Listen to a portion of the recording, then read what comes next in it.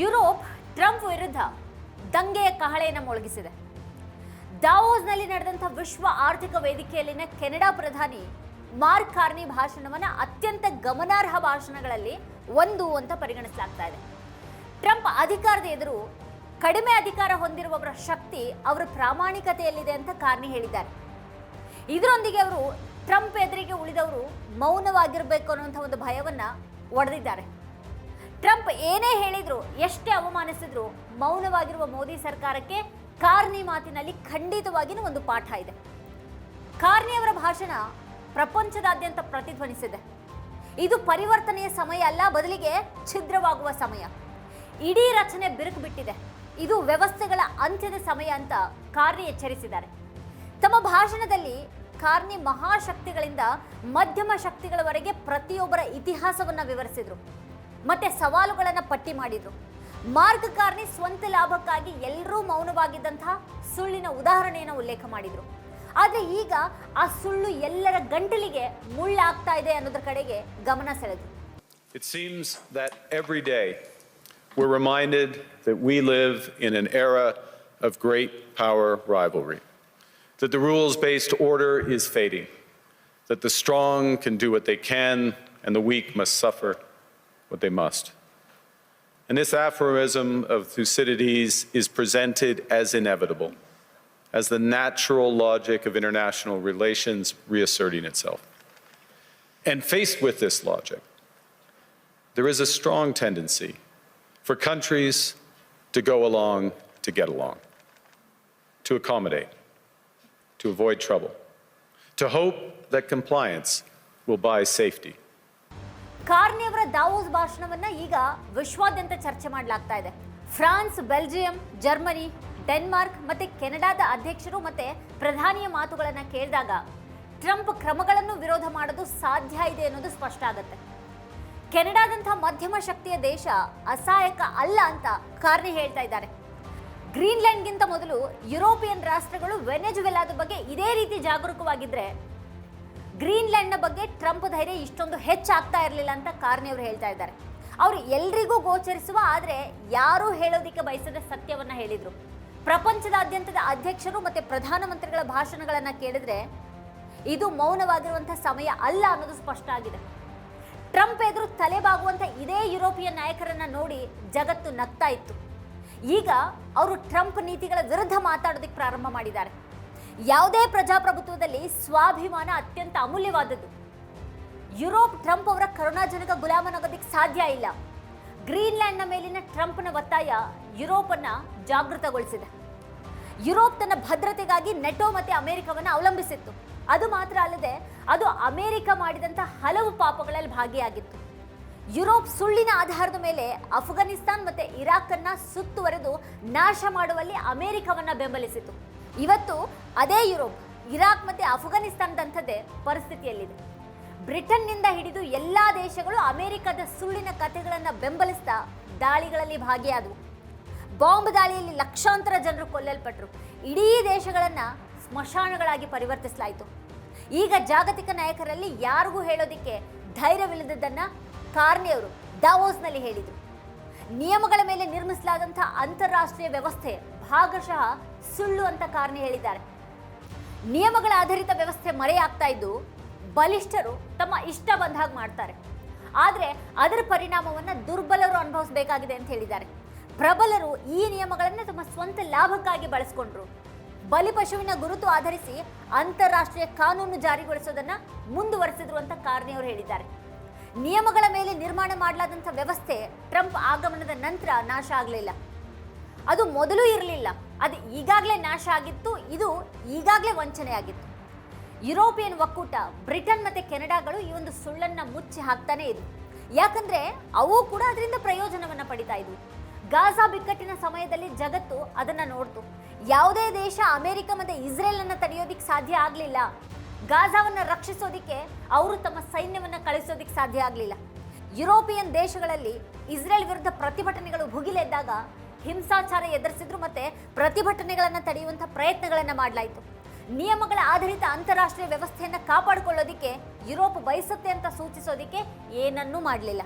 ಇವತ್ತು ಗ್ರೀನ್ಲ್ಯಾಂಡ್ ಅಂತ ನೆಲಕ್ಕೆ ಬೆದರಿಕೆ ಇರುವಾಗ ಯುರೋಪ್ ತಾನು ಯಾವತ್ತಿಗೂ ಒಪ್ಪದ ಸತ್ಯವನ್ನು ನೋಡ್ತಾ ಇದೆ. ಈಗ ಅಮೆರಿಕದ ಪ್ರಾಬಲ್ಯ ಯೋಜನೆಗಳನ್ನು ತಂದಿತ್ತು ಅಂತ ಕಾರ್ನಿ ಅವರು ಒಪ್ಕೊಂಡ್ರು. ಸ್ಥಿರವಾದ ಹಣಕಾಸು ವ್ಯವಸ್ಥೆಯನ್ನು ಕಾಯ್ದುಕೊಳ್ಳಲಾಯಿತು. ಸಮುದ್ರ ಮಾರ್ಗಗಳ ಮೂಲಕ ವ್ಯಾಪಾರ ಮುಂದುವರಿಯಿತು. ಸಾಮೂಹಿಕ ಭದ್ರತೆಯನ್ನು ಸ್ಥಾಪಿಸಲಾಯಿತು ಮತ್ತೆ ವಿವಾದಗಳನ್ನು ಪರಿಹರಿಸಲಾಯಿತು. ಆದರೆ ಇವತ್ತು ಬೆದರಿಕೆಯನ್ನು ಉಂಟು ಮಾಡುವಂತಹ ನ್ಯೂನತೆಗಳನ್ನು ಯಾವತ್ತಿಗೂ ಬಹಿರಂಗಪಡಿಸಿದ ಬಗ್ಗೆಯೂ ಕೂಡ ಅವರು ಆತ್ಮವಿಮರ್ಶೆಯನ್ನ ಮಾಡಿಕೊಂಡ್ರು. ನಾವು ವಿಮೋಚನೆ ಮತ್ತೆ ವಾಸ್ತವದ ನಡುವಿನ ಅಂತರವನ್ನು ಹೆಚ್ಚಾಗಿ ನೋಡ್ತೀವಿ. ಇದು ಇನ್ನು ಮುಂದೆ ಕೆಲಸ ಮಾಡೋದಿಲ್ಲ, ಇದು ಪರಿವರ್ತನೆ ಅಲ್ಲ, ಇದು ಛಿದ್ರತೆ ಅಂತ ಹೇಳಿದ್ರು. ನಾವು ಲೂಟಿಯಲ್ಲಿ ನಮ್ಮ ಪಾಲನ್ನ ಪಡೆಯುವವರೆಗೆ ನಾವು ಅದರಲ್ಲಿ ಭಾಗಿಯಾಗಿದ್ದೀವಿ. ಈಗ ಲೂಟಿಗೆ ನಾವೇ ಒಳಗಾಗ್ತಾ ಇರುವಂಥ ಒಂದು ಸ್ಥಿತಿ ಬಂದಿರೋದ್ರಿಂದ ನಾವು ಪ್ರತಿಭಟಿಸ್ತಾ ಇದ್ದೀವಿ ಅಂತ ಹೇಳಿದ್ರು. ಯುರೋಪ್ ಅಮೆರಿಕದ ಜೊತೆಗೆ ತಾನೊಂದು ಮಹಾಶಕ್ತಿ ಅನ್ನುವಂಥ ಒಂದು ಭ್ರಮೆಯಲ್ಲಿತ್ತು. ಆದರೆ ಇವತ್ತು ಅದರ ಸ್ಥಿತಿ ಗಾಜಾ, ಅಫ್ಘಾನಿಸ್ತಾನ್ ಮತ್ತೆ ಇರಾಕ್ನ ಅಸಹಾಯಕ ಜನರಾಗಿ ಮಾರ್ಪಟ್ಟಿದೆ. ನಾವು ಮಹಾಶಕ್ತಿಗಳ ನಡುವಿನ ಸ್ಪರ್ಧೆ ಯುಗದಲ್ಲಿ ಬದುಕ್ತಾ ಇದ್ದೀವಿ ಅನ್ನೋದನ್ನ ಪ್ರತಿದಿನ ನೆನಪಿನಲ್ಲಿ ಇಟ್ಕೊಳ್ಬೇಕು ಅಂತ ಕಾರ್ನಿ ಅವರು ಹೇಳಿದ್ರು. ಅಧಿಕಾರ ಇರೋರು ಏನ್ ಬೇಕಾದ್ರೂ ಮಾಡ್ತಾರೆ, ದುರ್ಬಲರು ಎಲ್ಲವನ್ನ ಸಹಿಸ್ಕೊಳ್ಬೇಕಾಗತ್ತೆ ಅಂತ ಹೇಳುವಾಗ ಕಾರ್ನಿ ತಾವು ದುರ್ಬಲರು ಅಂತ ಹೇಳಲಿಲ್ಲ, ತಾವು ಮಧ್ಯಮ ಶಕ್ತಿ, ಆದ್ರಿಂದ ನಾವು ಸಹಿಸ್ಕೊಳ್ತೀವಿ, ವ್ಯವಸ್ಥೆ ಕೊನೆಗೊಂಡಿದ್ರೆ ನಾವು ಹೊಸದನ್ನ ರಚಿಸೋದಕ್ಕೆ ಶ್ರಮಿಸ್ತೀವಿ ಅಂತ ಹೇಳಿದ್ರು. ಕಾರ್ನಿ ಅವರು ತಮ್ಮ ದೇಶ ಅಥವಾ US ಬಗ್ಗೆ ಮಾತ್ರ ಮಾತಾಡಲಿಲ್ಲ. ಯುರೋಪಿಯನ್ ರಾಷ್ಟ್ರಗಳು, ಕೆನಡಾ ಮತ್ತೆ ಭಾರತ ಸೇರಿದ ಹಾಗೆ ಮಧ್ಯಮ ಶಕ್ತಿಗಳು ಅಂತ ಪರಿಗಣಿಸಲಾದಂತಹ ಎಲ್ಲಾ ದೇಶಗಳಿಗೆ ಅವರು ಒಂದು ಸಂದೇಶವನ್ನ ಮುಟ್ಟಿಸಿದ್ರು. ಮಧ್ಯಮ ಬಲದ ರಾಷ್ಟ್ರಗಳು ಒಟ್ಟಾಗಿ ಕೆಲಸ ಮಾಡಬೇಕು, ಯಾಕಂದ್ರೆ ನಾವು ಮೇಜಿನ ಬಳಿಗೆ ಬಂದು ಮುಖಾಮುಖಿ ಮಾತಾಡದೇ ಇದ್ರೆ ನಮ್ಮ ಹೆಸರುಗಳು ಮೇಜಿನ ಮೇಲಿಟ್ಟಿರುವಂತಹ ಆ ಮೆನುವಿನಲ್ಲಿರುತ್ತವೆ ಅಂತ ಎಚ್ಚರಿಕೆಯನ್ನ ನೀಡಿದ್ರು. ಮೇಜಿನ ಬಳಿ ಕುಳಿತುಕೊಳ್ಬೇಕಾ ಅಥವಾ ಮೆನುವಿನ ಪಾಲಾಗಬೇಕಾ ಅನ್ನೋದು ಈಗ ಇರುವಂತಹ ಆಯ್ಕೆ ಅಂತ ಹೇಳಿದ್ರು. ಅಧಿಕಾರ ಹೊಂದಿರೋರು ನಿರ್ಧಾರ ಮಾಡ್ತಾರೆ ಮತ್ತೆ ನಿರ್ದೇಶಿಸ್ತಾರೆ ಅಂತ ನಾವು ಒಪ್ಕೊಂಡ್ಬಿಟ್ಟಿದ್ದೀವಿ. ಆದರೆ ಈ ಸೂತ್ರವನ್ನ ಸ್ವೀಕರಿಸೋದ್ರಿಂದ ಭದ್ರತೆ ಸಿಗೋದಿಲ್ಲ ಅಂತ ಹೇಳಿದ್ರು. ಅಂತಾರಾಷ್ಟ್ರೀಯ ರಾಜಕೀಯದಲ್ಲಿ ಅಧಿಕಾರಿಗಳ ಕುಶಲತೆಗಳನ್ನ ಕಾರ್ನಿಯರ್ ವಿವರಿಸಿದ್ರು. ಅವರು ಸಾರ್ವಭೌಮತ್ವ, ಸರ್ವಾಧಿಕಾರತ್ವ ಮತ್ತೆ ಸಾರ್ವಭೌಮತ್ವದ ನಾಟಕವನ್ನ ವಿವರಿಸಿದ್ರು. ಮಹಾನ್ ಶಕ್ತಿಗಳು ಏಕಾಂಗಿಯಾಗಿ ಕಾರ್ಯನಿರ್ವಹಿಸಬಹುದು. ಅವರು ದೊಡ್ಡ ಮಾರುಕಟ್ಟೆಗಳು ಮತ್ತೆ ದೊಡ್ಡ ಸೈನ್ಯಗಳನ್ನು ಹೊಂದಿದ್ದಾರೆ. ಅವರು ತಮ್ಮ ಬೇಡಿಕೆಗಳನ್ನ ಹೇರಬಹುದು. ಆದರೆ ಮಧ್ಯಮ ಶಕ್ತಿ ದೇಶಗಳಿಗೆ ಅಂತಹ ಶಕ್ತಿ ಇಲ್ಲ. ನಾವು ಒಂದು ಮಹಾನ್ ಶಕ್ತಿಯೊಂದಿಗೆ ಮಾತುಕತೆಯನ್ನ ನಡೆಸಿದಾಗ ನಾವು ದುರ್ಬಲ ನೆಲೆಯಲ್ಲಿ ನಿಲ್ತೀವಿ ಅಂತ ಕಾರ್ನಿ ಅವರು ಹೇಳಿದ್ರು. ನಮಗೆ ನೀಡಲಾಗುವಂಥ ಯಾವುದನ್ನಾದ್ರೂ ನಾವು ಸ್ವೀಕರಿಸ್ತೀವಿ. ಮಹಾಶಕ್ತಿಗೆ ಯಾರು ಹೆಚ್ಚು ವಿಧೇಯರಾಗ್ತಾರೆ ಅನ್ನೋದನ್ನ ನೋಡೋದಿಕ್ಕೆ ನಾವು ಪರಸ್ಪರ ಸ್ಪರ್ಧೆ ಮಾಡ್ತೀವಿ. ಆದರೆ ಇದು ಸಾರ್ವಭೌಮತ್ವ ಅಲ್ಲ, ಕೇವಲ ಸಾರ್ವಭೌಮತ್ವದ ನಾಟಕ, ಅದರ ಪ್ರದರ್ಶನ ಅಂತ ಹೇಳಿದ್ರು. ಒಂದು ದೊಡ್ಡ ಶಕ್ತಿಯ ಅಧೀನಕ್ಕೆ ಒಳಗಾದಾಗ್ಲೂ ಸಾರ್ವಭೌಮತ್ವದ ಸೋಗನ್ನ ಉಳಿಸ್ಕೊಳ್ಳಲಾಗ್ತಾ ಇದೆ. ಇದು ಸಾರ್ವಭೌಮತ್ವ ಅಲ್ಲ ಅಂತ ಹೇಳಿದ್ರು. ಟ್ರಂಪ್ ಮತ್ತೆ ಪುಟಿನ್ ಮಾಡ್ತಾ ಇರೋದು ಇತರ ದೇಶಗಳ ಸಾರ್ವಭೌಮತ್ವವನ್ನ ತುಳಿಯೋದು.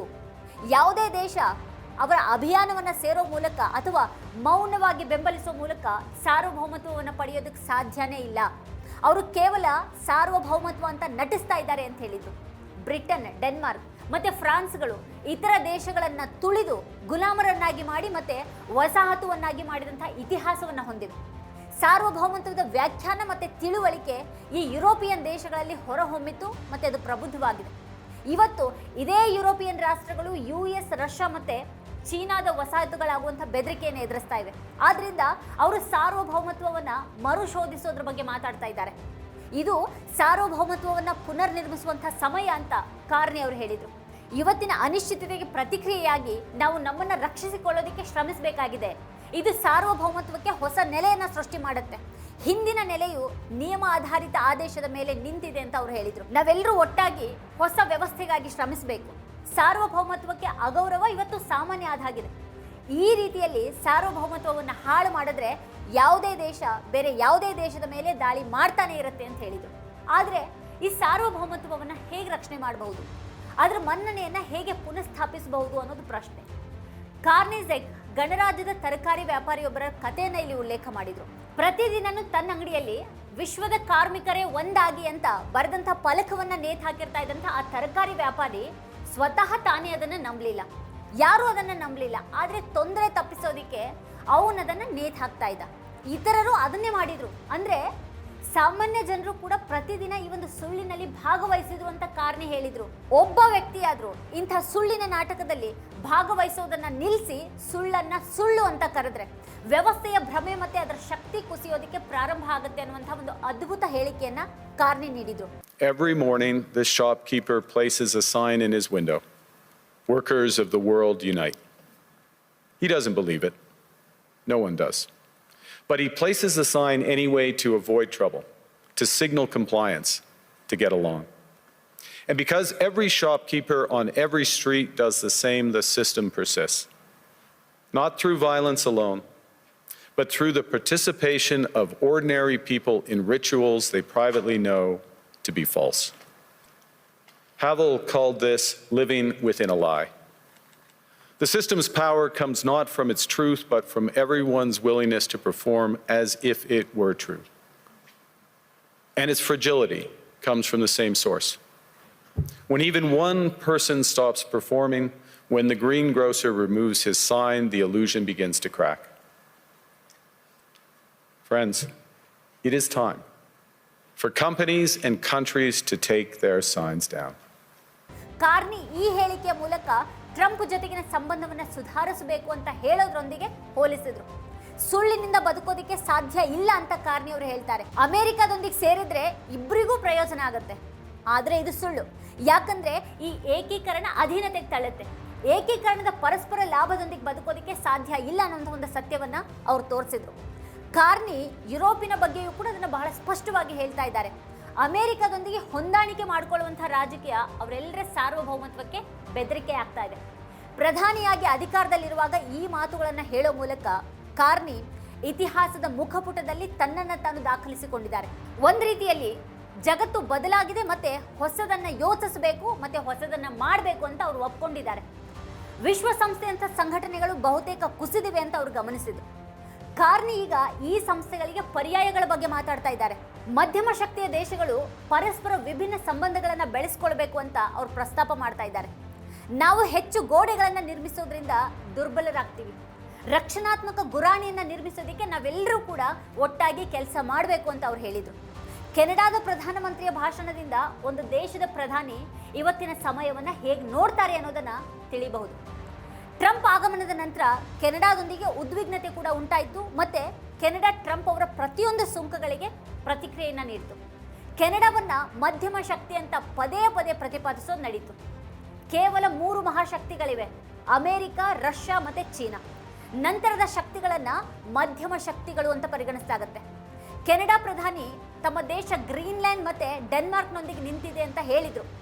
ಕಾರ್ನಿ ಭಾಷಣ ಒಂದು ತಪ್ಪೊಪ್ಪಿಗೆ ಹಾಗೆ ಕಾಣಿಸ್ತಾನೆ ಮಹಾಶಕ್ತಿಗಳ ಎದುರಿನ ಒಂದು ದೊಡ್ಡ ಎಚ್ಚರಿಕೆ ಕೂಡ ಆಗಿದೆ. ಮತ್ತೆ ಅದು ಇಡೀ ಜಗತ್ತೇ ಗಮನಿಸಬೇಕಾಗಿರುವಂಥ ಒಂದು ಎಚ್ಚರಿಕೆ ಅನ್ನೋದು ಬಹಳ ಮುಖ್ಯವಾದಂತಹ ಸಂಗತಿ. ವೀಕ್ಷಕರ ಕುರಿತು ನೀವೇನು ಹೇಳ್ತೀರಿ? ನಿಮ್ಗೇನು ಅಭಿಪ್ರಾಯ ಇದೆ?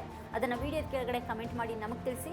ಇದೇ ಹೊತ್ತಿನ ಸ್ಪೆಷಲ್ ನೋಡ್ತಾ ಇರಿ ವಾರ್ತಾಭಾರತಿ. ನೀವಿನ್ನೂ ವಾರ್ತಾಭಾರತಿ ಯೂಟ್ಯೂಬ್ ಚಾನಲನ್ನು ಸಬ್ಸ್ಕ್ರೈಬ್ ಮಾಡಿಲ್ಲ ಅನ್ನೋದಾದರೆ ಈ ಕೂಡಲೇ ಸಬ್ಸ್ಕ್ರೈಬ್ ಮಾಡಿ, ಹಾಗೆ ಪಕ್ಕದಲ್ಲೇ ಇರುವಂಥ ಬೆಲ್ ಐಕಾನ್ನ ಪ್ರೆಸ್ ಮಾಡಿ ನಮ್ಮನ್ನು ಪ್ರೋತ್ಸಾಹಿಸಿ.